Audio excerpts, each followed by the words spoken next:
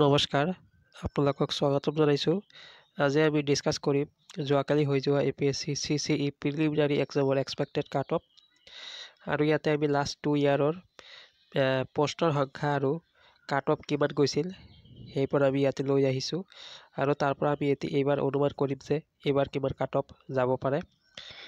আৰু যোৱাকালি APSCত দুটা পেপাৰৰ এক্সাম হৈছিল, জেনেৰেল ষ্টাডিজ 1 আৰু জেনেৰেল ষ্টাডিজ 2। আৰু আপোনালোকে জানে জেনেৰেল ষ্টাডিজ পেপাৰ 2 অকল কোৱালিফাইং ইন নেচাৰ, য'ত 33% মাৰ্ক কোৱালিফাইং মাৰ্ক হয়, আৰু জেনেৰেল ষ্টাডিজ পেপাৰ 1ৰ ওপৰত ভিত্তি কৰি প্ৰিলিমিনাৰী ৰিজাল্ট ঘোষণা কৰে।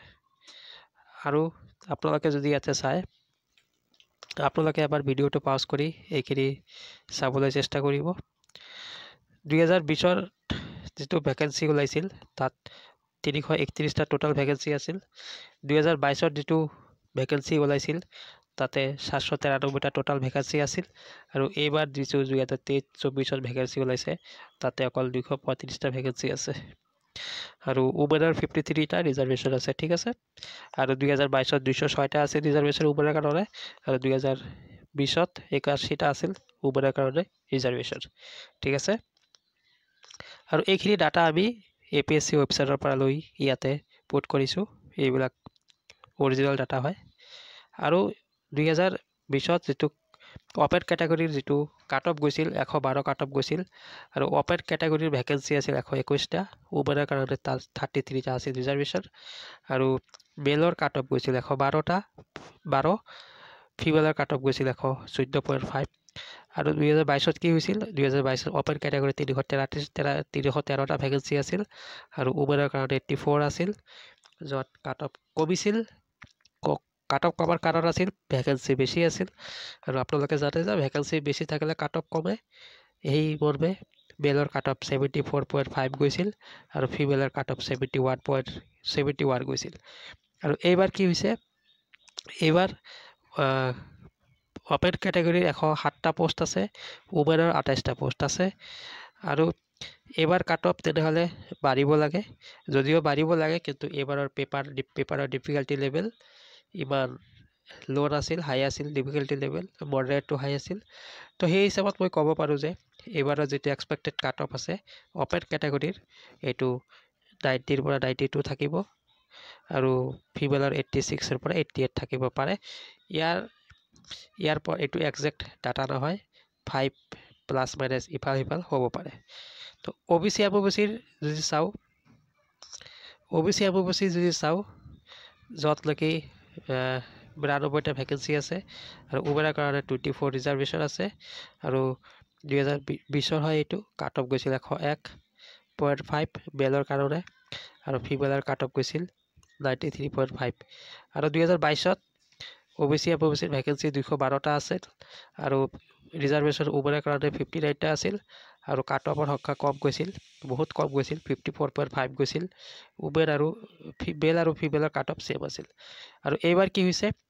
এইবাৰ OBCৰ ভেকেঞ্চি সংখ্যা লাষ্ট 2 ইয়াৰৰ ভেকেঞ্চিৰ সংখ্যাতকৈ কম আছে। OBCৰ 73টা ভেকেঞ্চি আছে, য'ত নেকি 4টা ৰিজাৰ্ভেশ্যন আছে, মডাৰ্ণ এণ্ড মটাক কমিউনিটি, আৰু উমেনৰ কাৰণে 17টা ৰিজাৰ্ভেশ্যন আছিল। তো ইয়াৰ পৰা এই লাষ্ট 2 ইয়াৰৰ পৰা যদি চাওঁ, মই এইবাৰ কাট অফ এক্সপেক্টেড অনুমান কৰিছোঁ যে OBCৰ কাৰণে মেল যিবিলাক আছে, মেল মানুহবিলাকৰ কাৰণে 75ৰ পৰা 77 কাট অফ যাব পাৰে, আৰু ফিমেলৰ কাৰণে 72ৰ পৰা 74 কাট অফৰ মাজত থাকিব পাৰে।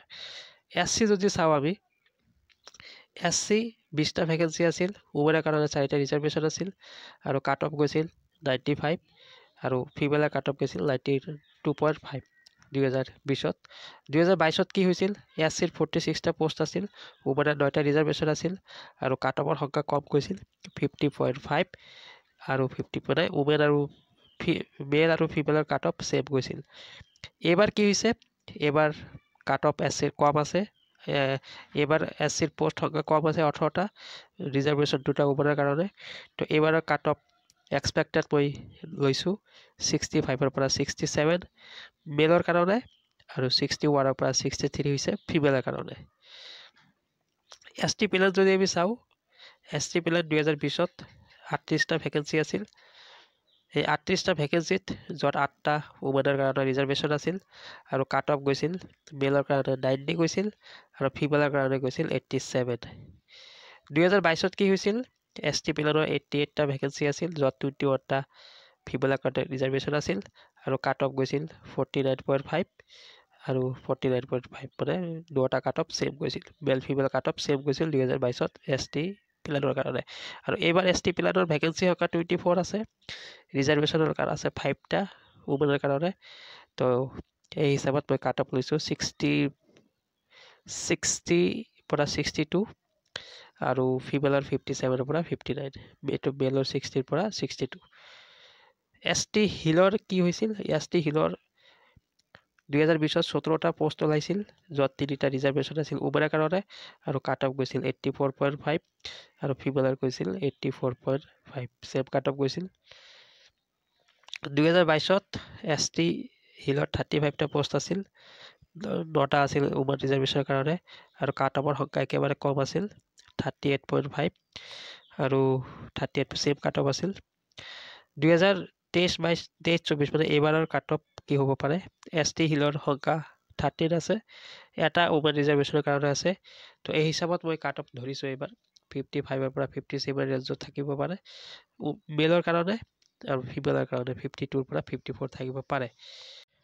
তো বন্ধুসকল এইখিনি ইনফৰমেশ্যন দিয়াৰ কাৰণে ভিডিঅ'টো প্ৰস্তুত কৰিছিলোঁ কিমান এটা কাট অফ যাব পাৰে তাৰ ধাৰণা দিবলৈ আপোনালোকক ভিডিঅ'টো প্ৰভাইড কৰিলোঁ আৰু ইয়াত আমি চালোঁ লাষ্ট 2 ইয়াৰৰ কাট অফ পোষ্টৰ সংখ্যা চালোঁ কিমান আছিল তো এই হিচাপত এইবাৰৰ কাট অফ আমি প্ৰেডিক্ট কৰিছোঁ আৰু এই কাট অফ প্ৰেডিক্টহে কৰিছোঁ এইটো আপোনালোকে অৰিজিনেল নাভাবিব ইয়াতকৈ বহুত কাট অফ কম যাব পাৰে বেছি যাব পাৰে আপোনালোকে কমেণ্টত জনাবচোন আপোনালোকৰ মাৰ্ক কিমান আহি আছে আৰু আপোনালোকৰ মতে কাট অফ কিমান যাব পাৰে মই অকল প্ৰেডিক্টহে কৰিছোঁ আৰু আপোনালোকে যদি ভিডিঅ'টো চাই যদি ভাল পাইছে লাইক কৰিব কমেণ্ট কৰিব আৰু যদি বন্ধু বান্ধৱী আছে তেখেতক শ্বেয়াৰ কৰিব ভিডিঅ'টো চাবলৈ কাট অফৰ এটা অনুমান কৰিবলৈ আৰু নতুনকৈ যদি চাই আছে আপোনালোকে চেনেলটো ছাবস্ক্ৰাইব কৰিব তেনেহ'লে আহক বন্ধুসকল ইমানতে ভিডিঅ'টো সামৰিছোঁ ধন্যবাদ।